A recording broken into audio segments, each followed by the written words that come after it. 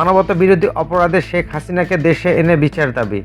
জুলাই গণ অভ্যুত্থানে মানবতা বিরোধী অপরাধ এবং ফ্যাসিবাদী শাসনামলে নিপীড়ন, গুম, খুন, দুর্নীতি ও অর্থ পাচারের অপরাধের দায়ে শেখ হাসিনা সহ দায়ী সবার বিচার দাবি করেছে প্রবাসী বাংলাদেশিদের সংগঠন গণতান্ত্রিক বাংলাদেশ নেটওয়ার্ক।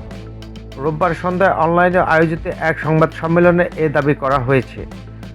সংগঠনের পক্ষ থেকে ভারত সরকারের প্রতি আহ্বান জানিয়ে বলা হয়েছে, শেখ হাসিনাকে লালন পালন না করে যেন বাংলাদেশের সরকারের কাছে হস্তান্তর করা হয়। জুলাই গণ অভ্যুত্থানের ভেতর দিয়ে গড়ে ওঠে গত বছরের সেপ্টেম্বরে আত্মপ্রকাশ করে প্রবাসী বাংলাদেশিদের এই আন্তর্জাতিক অধিকার ভিত্তিক সংগঠন।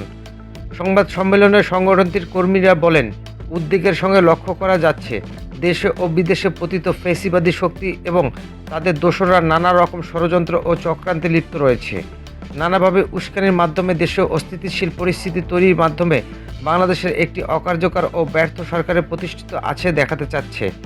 এ ধরনের উস্কানির বিরুদ্ধে জনগণের ঐক্যবদ্ধ থাকার আহ্বান জানানো হয়। মূল বক্তব্যে বলা হয়, OHCHR-এর প্রতিবেদন অনুযায়ী বৈষম্য বিরোধী ছাত্র আন্দোলনের নেতৃত্বে গড়ে ওঠা জুলাই গণ অভ্যুত্থান দমনের গুরুতর মানবাধিকার লঙ্ঘনের প্রমাণ পেয়েছে জাতিসংঘের অনুসন্ধান দল। OHCHR-এর অনুসন্ধান ও তদন্ত প্রতিবেদন পতিত ফ্যাসিবাদী সরকারের প্রধান শেখ হাসিনা সহ দায়ী সবার বিচারের পথে গুরুত্বপূর্ণ ভূমিকা রাখবে।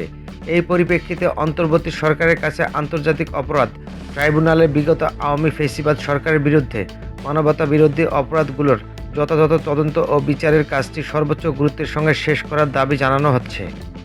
প্রশ্নোত্তর পর্বে গণতান্ত্রিক বাংলাদেশ নেটওয়ার্কের সদস্য অনুপম সৈকত শান্ত বলেন, জাতিসংঘের প্রতিবেদনে বিক্ষোভের সময় অগ্রভাগে থাকা নারীরা নিরাপত্তা বাহিনীর হাতে লিঙ্গভিত্তিক সহিংসতার শিকার হয়েছে।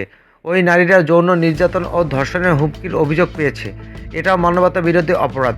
পরবর্তী সময়ে যেসব হামলা ঘটনা ঘটেছে, বিদ্যমান আইনে সেসবেরও বিচার দাবি করি।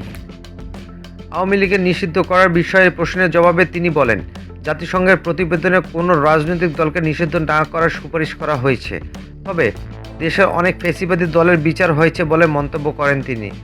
অধিকার কর্মী প্রকৌশলী তন্ময় কর্মকার মানবতা বিরোধী অপরাধের দায়ে বিচার প্রক্রিয়া শুরুর জন্য দায়ী ব্যক্তিদের বন্দি বিনিময় চুক্তির আওতায় দেশে ফিরিয়ে আনতে সরকারের উদ্যোগ নেওয়ার আহ্বান জানান।